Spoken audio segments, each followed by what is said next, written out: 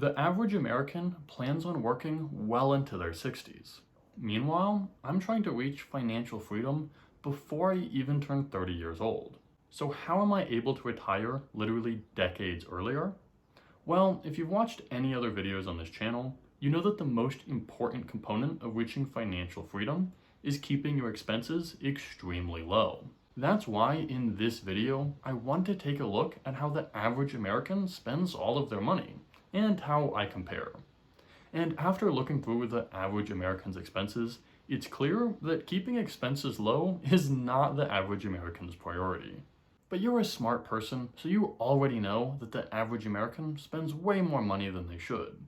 I want to go a little deeper than that, which is why I made this video where I captured my 4 biggest takeaways. And I would usually rank these as most to least important, but depending on your circumstances, different points might be more important for you.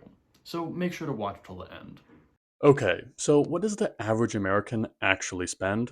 Well, according to the Bureau of Labor Statistics, the average American family spends $67,000 a year. They do an annual survey where they break down where all of this money is going to. And I did an entire post on firemansblog.com where I broke down all of these numbers in a little more detail. I'll link that in the description if you're interested. Needless to say, I save a lot more money than the average American.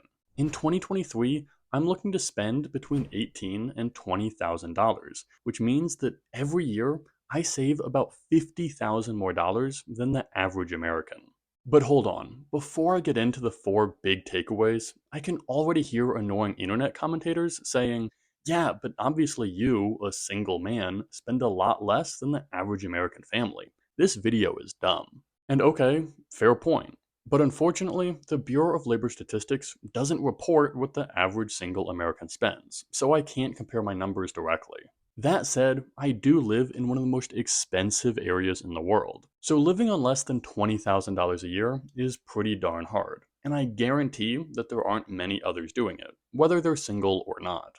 So how am I spending so much less than the average American? Well, truthfully, in a lot of little ways. But there are 4 big expenses that really stick out. First up is the elephant in the room. Well, actually, it's the room itself. The average American spending on housing is the first place we need to look to find big savings. According to the data, the average American family is dropping $22,600 on housing every single year. That means Americans are spending more on housing than anything else. That's why, when I was preparing to move to my first career job out of college, finding a cheap place to live was my number 1 priority. I knew that rent would dominate my other expenses. That was especially true given the area that I was moving to. I live near Washington, D.C., where the average rent is just over $2,300 a month. In the county I live in, the average home price is selling for $2.2 million. So I knew that finding a good deal on housing could make an enormous difference. On top of that, housing expenses are relatively fixed. Once you've signed a lease or a mortgage, it won't be easy to adjust. Luckily, I was able to rent a room in a townhouse for less than $1,000 a month. That's still insanely expensive in a lot of areas, but here, that's a pretty good deal. Even though I'm living in one of the most expensive areas in the world, the average American family is still spending more than me on housing, which is absolutely crazy. It doesn't make sense that despite living in a city that's twice as expensive as the national average, I'm still spending about half as much as the average American family. That's not how math is supposed to work. If you used the 4% rule to calculate how much you need to retire, spending $10,000 less dollars per year means that you need $250,000 less dollars to retire. It's savings like that which make financial freedom much more attainable. And a quick side note here. A lot of people assume that you need to buy a home to build wealth, but I actually plan on renting indefinitely. I might make videos in the future about why buying a house isn't nearly as important as a lot of people think, but let me know in the comments if that's something you'd be interested in. The second important point I wanted to make is that you might be driving yourself into poverty. Transportation is the second largest expense category for the average American, and between buying a car, paying for gas, and the insurance and maintenance for a vehicle, the average American is spending over $10,000 a year on transportation. But despite this being the second largest expense category for the average American, I effectively spend $0. And that's because instead of pouring money into a vehicle, I just own a bike. When I was doing my careful apartment shopping, I did have one requirement. I wanted to be within biking distance of my office, a grocery store, and a gym. Those are the three places that I have to go every single week. So I knew if I didn't have to drive to any of those, I wouldn't need to own a car. Doing my homework to find a good location has been paying off in a massive way. Because I can get by with just a bike, I'm saving another $10,000 per year compared to the average American. People often massively underrate how expensive it is to drive. If you're looking to drive down your costs, pun intended, buying a bicycle could be one of the greatest investments that you ever make. If you actually use it, that is. Third, there might be something that's eating a hole in your wallet. And by something, I mean you, because Americans spend way too much money on food. Of course, food is one of those expenses that you just can't go without. Everybody needs food to survive, so no matter what you do, this will likely be a significant expense. Unfortunately, this need for food results in a lot of people turning a blind eye to this expense category, and that would be a huge mistake. Just because you need food to survive doesn't mean that you need to spend as much money as you are.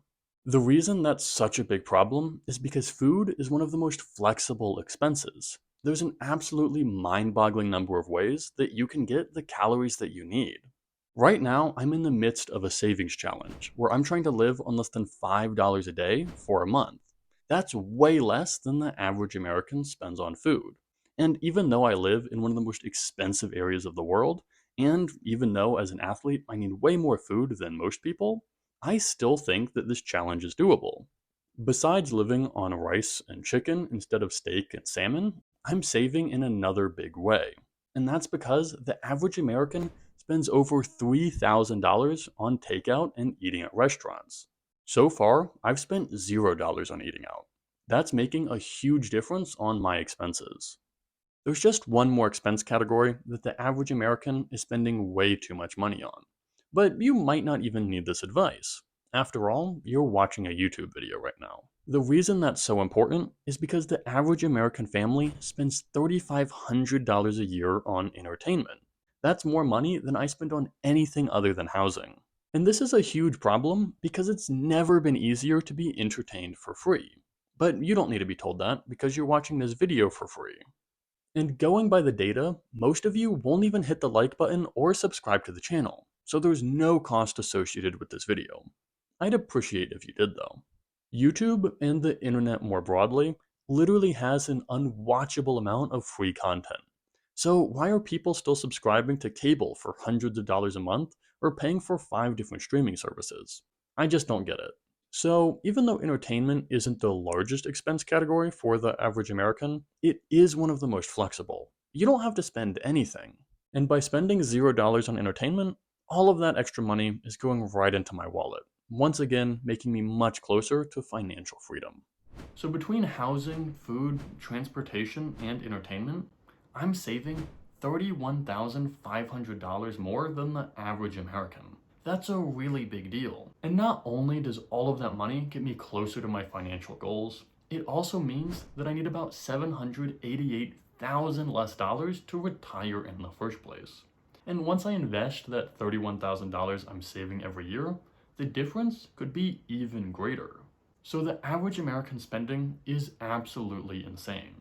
I hope this video gave you a few ideas of where you could start saving some serious cash. I use all of these to stay on track for financial freedom at 29 years old. And speaking of reaching financial freedom at 29 years old, I recently made a video about my journey, which you can find right here. If you want to see whether I'm on track to reach financial freedom and how I even do that calculation in the first place, check that video out next. I'll see you next time.